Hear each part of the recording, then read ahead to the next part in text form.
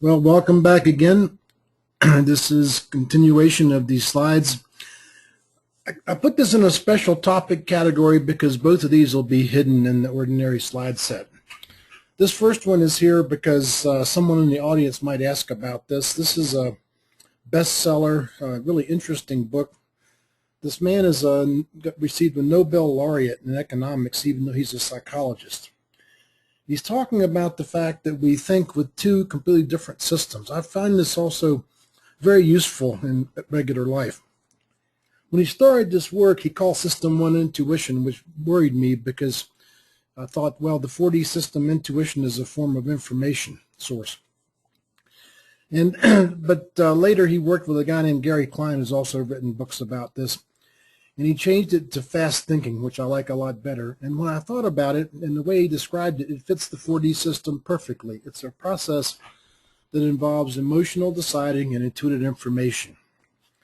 He contrasts it with what he calls System 2, which is the other side of the 4D system, which is sensed information that's processed logically. And so he talks about the differences, and I love to demonstrate this with people, talk about System 1, and just say 2 plus 2. And what you'll find is it's, I think, utterly impossible not to think of 4. This is the automatic involuntary system which runs all the time. In contrast, on the other side, if I gave you something like 147 times 22, you can't process it with System 1.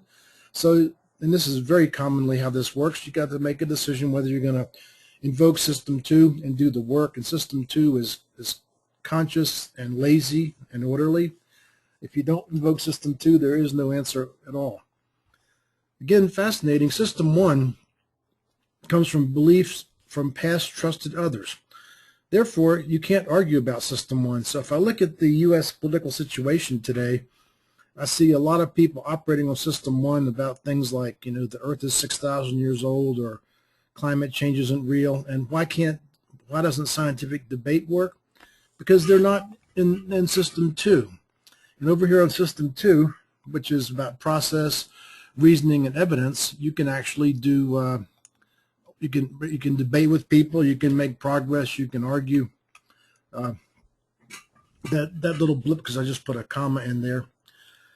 System 1, because it's running all the time, has no physiological manifestation. System 2, when you evoke it and put instruments on people, it's very interesting. All kinds of things happen. Blood pressure goes up, you become tense, your pupils dilate. So physiologically, you can, with some instruments and some observations, you can tell where people are. System 1 actually generates amazingly complex patterns. It is not a simple system at all, but it runs and does really interesting things. And System 2, of course, is orderly and analyzes logically. System 1, he calls it the storyteller. It jumps on scant evidence, and it's absolutely correct. He calls System 2 the editor, slow, lazy, and thorough. System 1 is trust my gut, and I have no use whatever for U.S. President George W. Bush, but he actually bragged about trusting his gut, and his System 1 took us into war in Iraq and all kinds of crazy things. And System 2 is trusting my capacity to reason. System 1, it's rigid, and I talked about this before, change is difficult, maybe impossible. In System 2, and this is my own experience also, I love to change if someone can reason with me through something, get a new idea. A really good, for me, way to watch the two systems is, I'm sure you've had the experience where you're driving a car on an easy road, and you go down the road and you're not even aware that you've been driving. And so that's how System 1 works. System 2, you have to invoke to do something more complex. So after I read this book, I'm riding down the road and I'm driving along and I'm listening to a very complicated discussion on public radio. And I came to a place where the traffic was complicated. I had to look around and move the car over into the merging traffic. And I noticed that the radio went away, and for about that 20 seconds, the radio just vanished. So System 2 came in, and instead of System 2, so what I had is System 1 driving the car, System 2 listening to the radio. When I had to invoke System 2 to drive the car, it dropped the radio, went over, drove the car, and so forth. Really interesting stuff. Also, people occasionally ask me about Myers-Briggs because it looks a little bit like the 4D system. And they asked me, did I get the 4D system from Myers-Briggs? The answer is no. We both got it from the same source document. I've talked about this earlier, Jung's book, Psychological Types. They were interested in placing women in the World War II workforce. So another giant difference is they're interested in how people are functioning at the moment. And the 4D system is much more interested in Jung's original work, which was what's our innate preference. Their system has been, it's the most popular characterization in the world because the test is so easy to build, just same as the work we'll be doing in a little bit. So they have 16 types, which I think is too many, too complicated.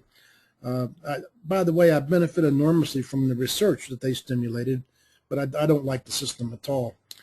The first thing is extroversion, and many people don't understand what this is about. I hear sort of simple characterizations of this, but I think when you get to the core, extroverts are externally focused and introverts are internally focused, and even they say that there's a continuum here. This is unlike the 4D system where I claim there is no continuum. If you're right-handed or left-handed, it is a binary idea. And another reason I don't like this is that I don't see any easy correlation to performance or leadership effectiveness. In fact, the bulk of the research that I've read about business leaders is that the introverts are actually more effective, even though the extroverts are more popular. So that's their first term in their system, E and I think better to ignore it. It's a confusing factor. In terms of the next thing, the information, because they picked it up from, by the way, the coordinate system's not theirs. This is me putting it on the coordinate system. The N is for intuitive information, S is for sense. That matches back to Jung's work and also to the 4D system. And then they use F for what I call emotional and T for what I call logical. The synonyms, it's the same. And then finally, they have this P and J. And the P means that your primary axis is perceiving, and I've shown that here in the image as the information axis. And I would call a person who's overdone perceiver ready, aim, aim, aim. Excuse me. And also the last term is the judging axis, means you're primarily a decider. And I would call that person ready, fire, aim. So the 4D system characterizations should never change. And I find many people in multiple workshops say, yep, that's who I am innately. We're interested in that. They're interested in how you're functioning today, which is a very different problem. And so these things change a lot. The most stable thing in Myers-Briggs is the E and the I. It changes relatively little. The N and the S change more often. The F and the T change very often also. And the P and the J, I think, change like 40% of the time as you measure it. In fact, the Myers-Briggs characterization,